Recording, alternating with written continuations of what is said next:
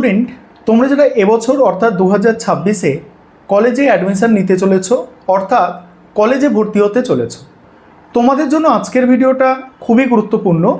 প্রথমেই তোমাদের বলে রাখি যে 18ই মে সন্ধ্যের পর থেকে তোমরা সেন্ট্রালাইজ অ্যাডমিশন পোর্টালের মাধ্যমে কলেজের ফর্ম ফিল আপ করতে পারবে, অর্থাৎ অ্যাডমিশনের জন্য আবেদন প্রক্রিয়া শুরু হয়ে যাচ্ছে 18ই মে সন্ধ্যের পর থেকে। ডেটটা একটু মাথায় রাখবে।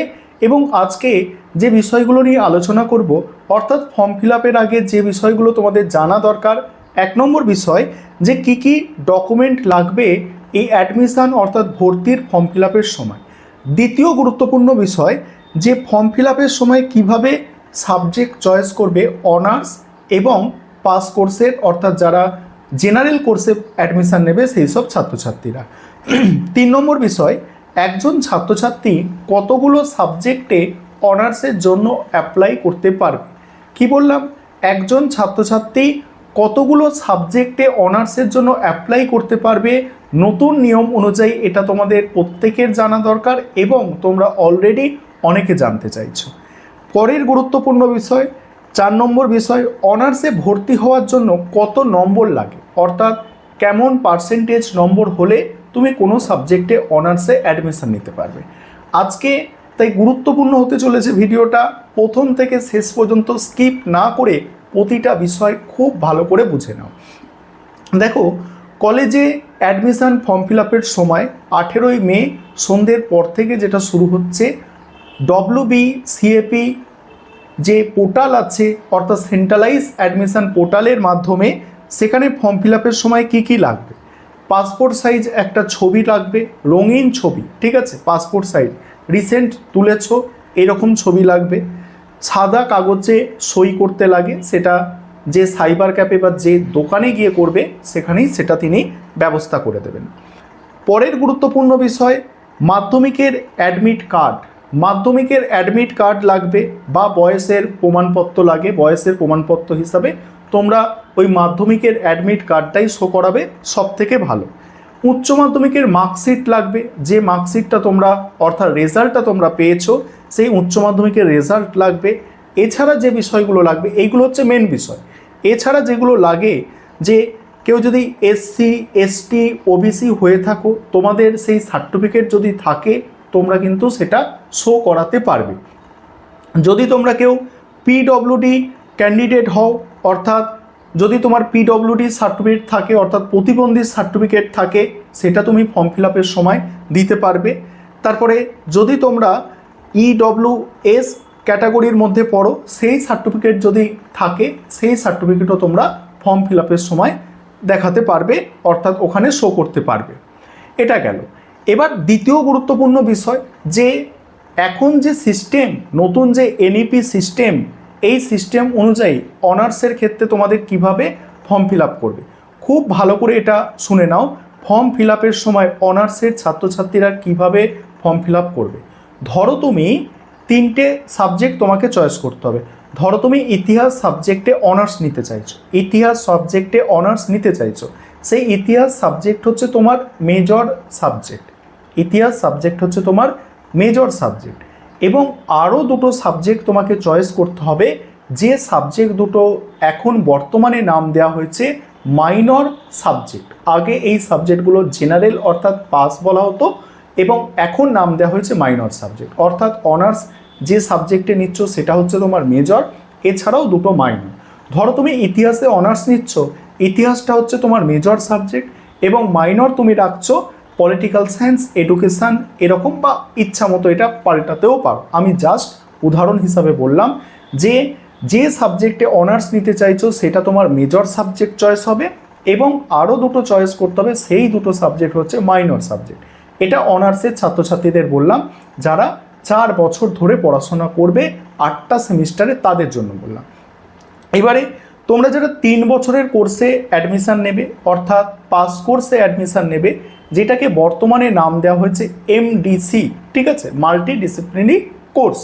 এটা হচ্ছে, আগে এটার নাম ছিল পাস অর্থাৎ জেনারেল। এখানে ছাত্রছাত্রীদের 3টে সাবজেক্ট চয়েস করতে হবে। এই MDC অর্থাৎ পাস কোর্সের ক্ষেত্রে ছাত্রছাত্রীদের 2টো মেজর সাবজেক্ট, দুটো মেজর সাবজেক্ট চয়েস করতে হবে এবং একটি মাইনর সাবজেক্ট চয়েস করতে হবে।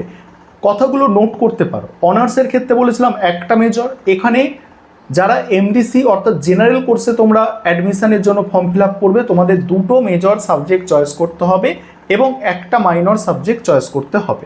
আশা করি বিষয়টা বোঝাতে পারছি। উদাহরণ দিই, ধরো দুটো মেজর সাবজেক্ট, যে দুটো সাবজেক্ট তোমার পড়তে বেশি ভালো লাগে সেই দুটো সাবজেক্টকে তুমি মেজর সাবজেক্ট হিসাবে নেবে। ধরো ইতিহাস, রাষ্ট্রবিজ্ঞান পড়তে ভালো লাগছে, এই দুটো সাবজেক্টকে তুমি মেজর সাবজেক্ট হিসাবে নাও। একটু এডুকেশন বা সোশিওলজি সাবজেক্টটা একটু কম পড়তে ভালো লাগছে, সেটা তুমি মাইনর সাবজেক্ট হিসাবে রাখো। কারণ মেজর সাবজেক্ট যেগুলো নিচ্ছ সেগুলো তোমার সিসি পেপার হচ্ছে এবং সেগুলোকে বেশি পড়তে হবে, বেশি পেপার পড়তে হবে, ঠিক আছে। পরবর্তীকালে বিভিন্ন সেমিস্টারের ক্ষেত্রে মাইনর সাবজেক্টটা কম পড়তে হবে। এই কারণে যেটা বেশি ভালো লাগবে সেটা মেজর সাবজেক্টে রাখবে পাস কোর্সের ছাত্রছাত্রীরা। আশা করি বিষয়টা বুঝতে পারলে। এবার এখানে একটা বিষয় ক্লিয়ার করি যে অনেকে তোমরা বলতে পারো যে অনার্সের ছাত্রছাত্রীদের একটা মেজর এবং পাস কোর্সে যারা পড়বে দুটো মেজর, তাহলে কি পাস কোর্সে পড়াশোনা বেশি? একদমই না, অনার্সের পড়াশোনা অনেক বেশি। ওদের ওই একটা মেজরের মধ্যেই অনেক পেপার পড়তে হবে, তাই ওদের একটা মেজর। আশা করি এই বিষয়টা বোঝাতে পারলাম। এবার পরের গুরুত্বপূর্ণ বিষয় হচ্ছে কতগুলি অনার্স সাবজেক্টের জন্য একজন ছাত্রছাত্রী আবেদন করতে পারবে।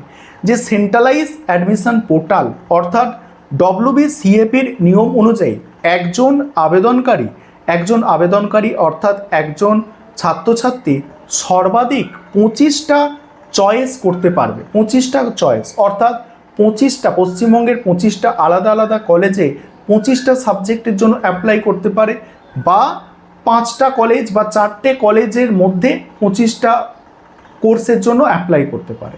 ধরো সে একটা কলেজে 5টার জন্য অ্যাপ্লাই করলো, এইভাবে তার 5টা কলেজে সে অ্যাপ্লাই করতে পারবে। সে ধরো একটা কলেজে 4টে করে করলো, তাহলে আরও বেশি কলেজে অ্যাপ্লাই করতে পারবে। অর্থাৎ এখানে সহজভাবে বুঝে রাখবে যে তুমি কখনোই মনে করবে না যে আমি একটা কেবলমাত্র অনার্সের জন্য অ্যাপ্লাই করতে পারবো, ঠিক আছে। তুমি কি করবে, তুমি কম করে যে দুটো সাবজেক্ট ভালো লাগে প্রথম চয়েসে, ধরো পলিটিক্যাল সায়েন্স সাবজেক্টটা খুব ভালো লাগছে, সেটা তুমি কি করবে, সেটা প্রথম চয়েসে রাখবে অনার্সের। এবং দ্বিতীয় তোমার অনার্স নিতে চাইছো ইতিহাস, সেটাকে দ্বিতীয় চয়েসে রাখো। তৃতীয় অনার্স নিতে চাইছো বাংলা, সেটাকে তৃতীয় চয়েসে রাখো। অর্থাৎ একজন ছাত্রছাত্রী 4টে 5টা অর্থাৎ যতগুলো এইচএসে তোমার সাবজেক্ট ছিল প্রতিটা সাবজেক্টের জন্য তুমি অনার্সে অ্যাপ্লাই করতে পারবে। সেটা একটা কলেজে মিনিমাম তুমি 5টা সাবজেক্টে অনার্সে অ্যাপ্লাই করতে পারবে, ঠিক আছে। আশা করি বিষয়টা বুঝতে পারছো যে একজন স্টুডেন্ট কিন্তু একাধিক সাবজেক্টে অনার্সের জন্য অ্যাপ্লাই করতে পারবে। পরবর্তীকালে যে সাবজেক্টে তার নাম প্রথম আসবে বা যে সাবজেক্ট কলেজ তাকে চয়েস করে নেবে সেই সাবজেক্টে সে অ্যাডমিশন নেবে এবং সেই সংক্রান্ত মেরিট লিস্ট হবে, প্রভিশনাল মেরিট লিস্ট হবে, এগুলো নিয়ে পরবর্তীকালে বিস্তারিত আলোচনা হবে। কারণ প্রতি বছর কলেজ অ্যাডমিশনের সম্পূর্ণ গাইড এখান থেকে করা হয়, তাই তোমরা সঙ্গে থেকো, কোনো সমস্যা হবে না। বিশেষ করে তোমরা যারা ক্যালকাটা ইউনিভার্সিটির আন্ডারে আর্টস গ্রুপের ছাত্রছাত্রী আছো, তোমরা তো মানে বিভিন্ন সাবজেক্টের সাজেশন নোটস এই চ্যানেল থেকে পাবে। এবারে তাহলে এই বিষয়টা বুঝতে পেরেছো। এবার পরের গুরুত্বপূর্ণ বিষয় হচ্ছে যে অনার্সে ভর্তি হতে গেলে কত শতাংশ নম্বর লাগে। আর পাস কোর্সের ক্ষেত্রে বলি, পাস কোর্সের ক্ষেত্রে সবাই অ্যাডমিশান নিতে পারবে, মানে যারা উচ্চ মাধ্যমিক পাস করেছে এমন প্রত্যেক ছাত্রছাত্রী পাস কোর্সে অ্যাডমিশানের যোগ্য, অর্থাৎ পাস কোর্সে সে অ্যাডমিশান নিতে পারবে। তবে কলেজ হিসাবে ধরো খুব মানে নামি দামি কলেজ, সেখানে নম্বর একটু বেশি চায়, সেখানে যেমন তেমন করে পাস করেছো, হয়তো 10-2 পাস করেছো, সেই সব কলেজে তখন অ্যাডমিশান হবে না। কিন্তু কোনো না কোনো কলেজে অ্যাডমিশান হয়ে যাবে, যেগুলো মানে তোমার হয়তো বাড়ির কাছে কলেজ আছে, যেগুলো গ্রামের দিকে কলেজ আছে, সেই সব কলেজে প্রত্যেক ছাত্রছাত্রী অ্যাডমিশান নিতে পারবে পাস কোর্সে, এমন কোনো বাধা নেই। উচ্চ মাধ্যমিক পাস করেছো মানে কলেজে পড়তে পারবে, ঠিক আছে। এবার অনার্স কোর্সের ক্ষেত্রে সাধারণ নিয়ম কি আছে? সাধারণ নিয়ম আছে কমপক্ষে 50% নম্বর পেতে হবে এবং যে সাবজেক্টে তুমি অনার্স নিতে চাইছো সেই সাবজেক্টে 45% নম্বর পেতে হবে। এটা হচ্ছে সরকারি নিয়ম, ঠিক আছে। তবে একটা জিনিস মাথায় রাখবে যে এই সরকারি নিয়ম অনুযায়ী কলেজগুলো কিন্তু অ্যাডমিশন করায় না।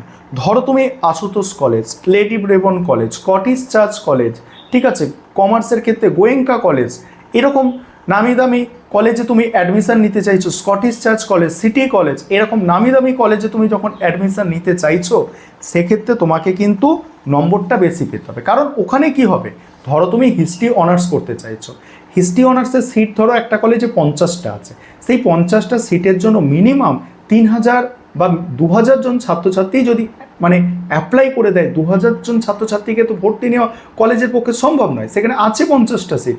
তাহলে কি হবে, সেখানে কলেজ চাইবে যে সব থেকে যারা মেরিট প্রাপ্ত অর্থাৎ যাদের নম্বর হাই আছে তাদের নেওয়া। তবে এখানে 3 ধরনের ক্যাটাগরির কলেজ হয়, তোমাদের বলে দিই।